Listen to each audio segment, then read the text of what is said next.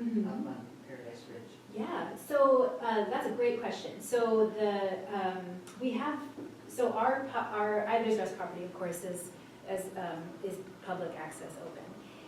We also have a conservation easement on a property that's adjacent to the Palouse Clearwater Environmental Institute nature preserve that's called the DeSantis easement. And it's just a kind of seamless open space there called the Rabbit Hills Preserve. And I'll show you a couple pictures of that one. That one is definitely open space. The rest of them are primarily, these are private lands, and so the landowners have the option of offering a public access component. However, most choose not to.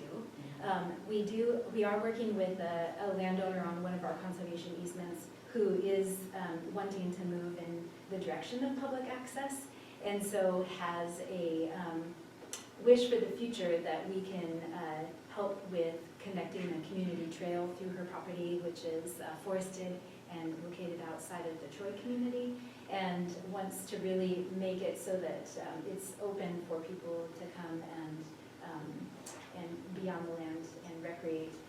The majority of our landowners aren't opposed to having like education focused opportunities, so we work with different, for example, like a professor at the University of Idaho that wants to bring their students out, we can make arrangements with the landowner, but for the most part, most of them are close to public access. However, it's a really important need in our community because we live so surrounded by private land, and one of the kind of core areas that we're moving towards is prioritizing projects that have a public access component. So we're really trying to bridge relationships with landowners and help communicate the strong, not only the strong interest in public access, but the need for it from our community's standpoint. So it's a great tax write-off for the private owners who get to play on the land that they give to you.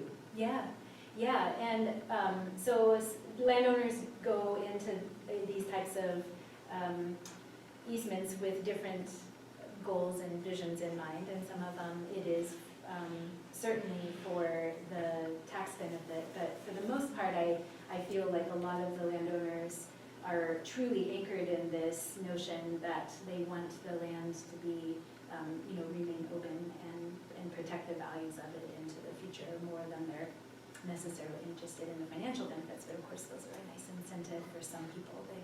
Not everybody qualifies for them. So we definitely are moving more towards the notion of being able to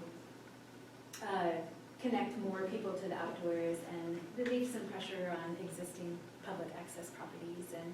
And across the nation, I would say that this is a huge trend in the land trust community, and I think it's going to take its hold here at some point in the future, a little bit more rooted in how we can really think about private lands for the benefit of the community. So right now we are doing a lot to try to promote that. And so, yeah, great question. And then I'll talk just a little bit about Palouse Prairie conservation as well. So kind of our four core areas. But thank you, and just please speak up and ask questions. I'm happy to pause and redirect.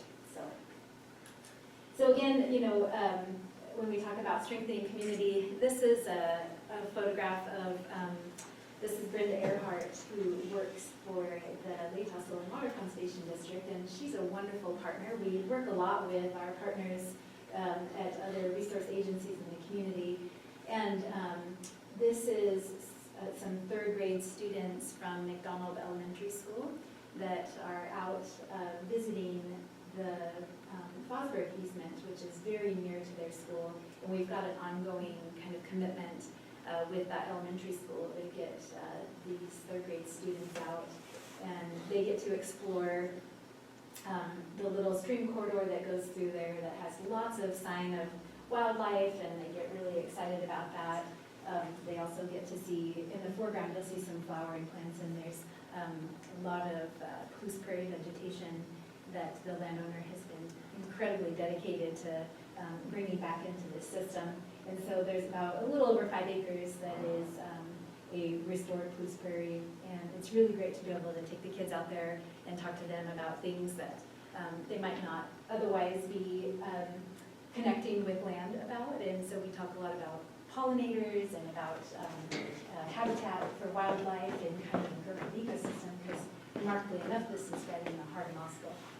I'll show you a little bit more a picture of this.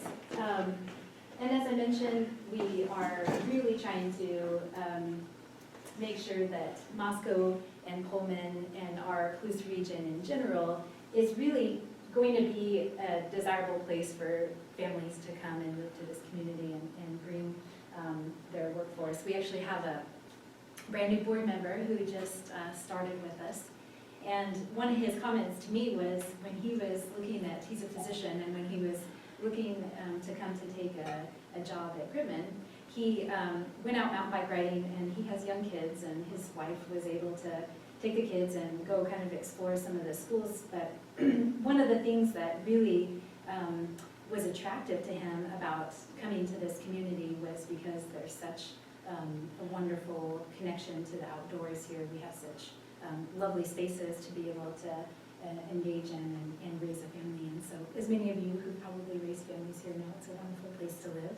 And we certainly feel like that's an important part of the economic vitality of our community, is really helping people stay connected to the outdoors and nature spaces. So we're trying to build a little bit in that area and expand upon our programming, specifically at Ivar's Rest. I actually am just submitting a grant to be able to potentially bring in an AmeriCorps volunteer to help build up some additional programming, because we hear a lot from parents of young families about this really strong desire to get their kids out into the nature's spaces and teach them about that kind of connection to community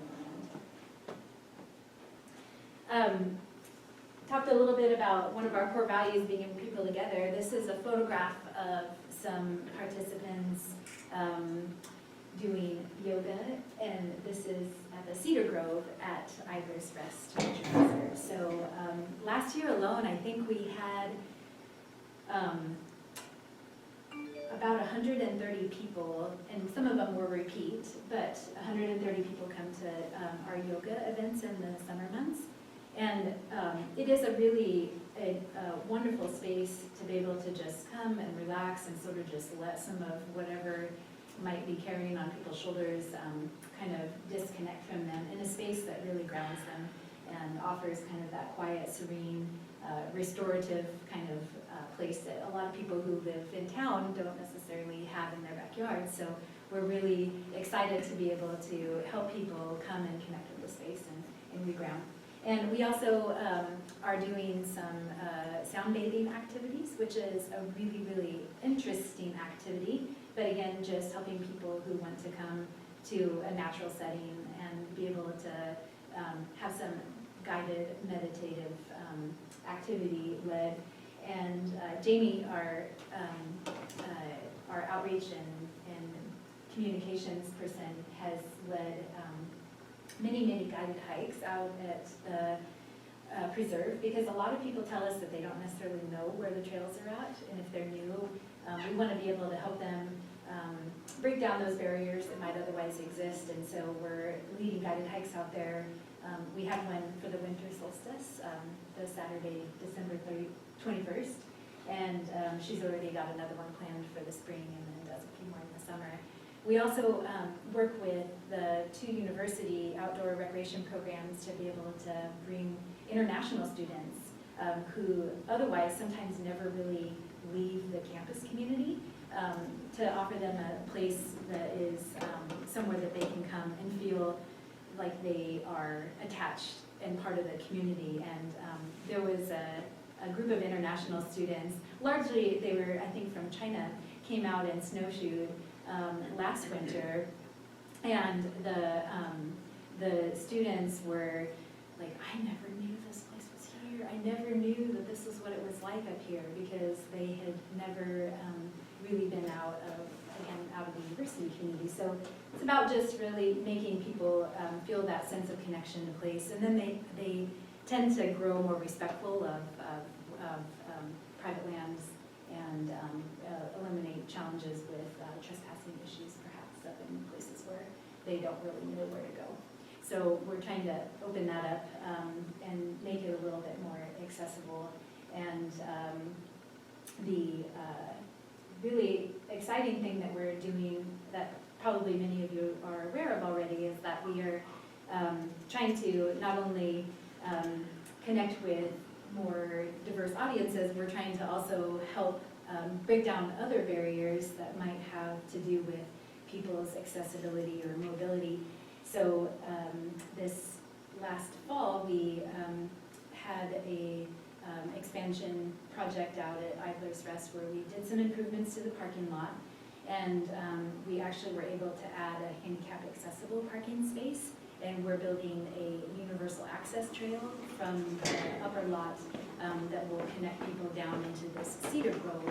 And so people who might otherwise have some mobility limitations, whether they're some of our wonderful friends who are in their 80s and require an assistive device to get them out of their car and walking, or whether they might be bound to a wheelchair, we will be able to now have them be able to get access to these really lovely spaces that we offer to the community out there. So that's been a really exciting thing to work on, and it's hard for some people to imagine how you get excited about a vault toilet, but I've been very excited we got a grant from the Idaho Department of Parks and Rec to put in a restroom facility out at Idler's Rest. And we've been hearing for years from parents of young families and things like that about just not, like some place to go when you gotta go, So we hope to see less of what happens in the alternative of that, which is sometimes just people leaving toilet paper.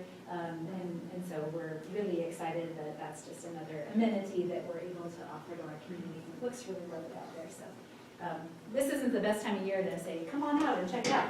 But once the snow melts, come on out and check it out. There's a lot of people using that space right now too. So preserving history and heritage is certainly at the core of our mission and work. This is a photograph of the Lewis Farms easement, which is out at the base of Moscow Mountain. And that was a really, really cool way that the community came together. There was this beautiful landscape that you see here was going to be developed. There was, I think, it was platted for, I want to say like 14 to 20 homes. And the developer was really trying to kind of green light it, and the neighbors came together and said, "Wait, we're not wanting this to look like a subdivision out here." And so they came together and approached the land trust, and were able to put a conservation easement on just about 200 acres of farm ground out there. And so it's being kept in working agriculture, and the open space that it's providing, both from the standpoint of us here in Moscow looking up at the mountain, and then for the people on the mountain looking out, it really has been an instrumental tool in helping this farm family keep it in production rather than putting it into homes. And so we've got working ag easements on 4 of our conservation easements. I'll show you one here locally right in town.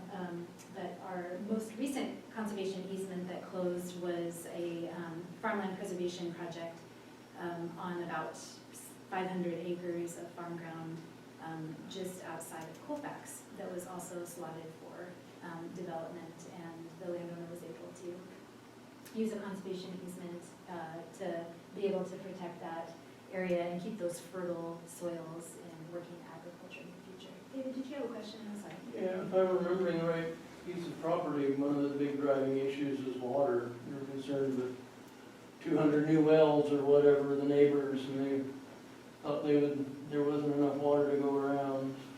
So you might remember that if that's the right piece of property. Yeah, 200 new wells for every house. They thought they were going to miss the water. Yeah, I mean, obviously our community is growing, and growth is gonna happen, but we would like to think that it's, we play a role in the community in terms of helping keep development maybe in places where it's more appropriate, rather than out into the, these more rural residential, small acreages are not always the best option for a community because it creates sprawl and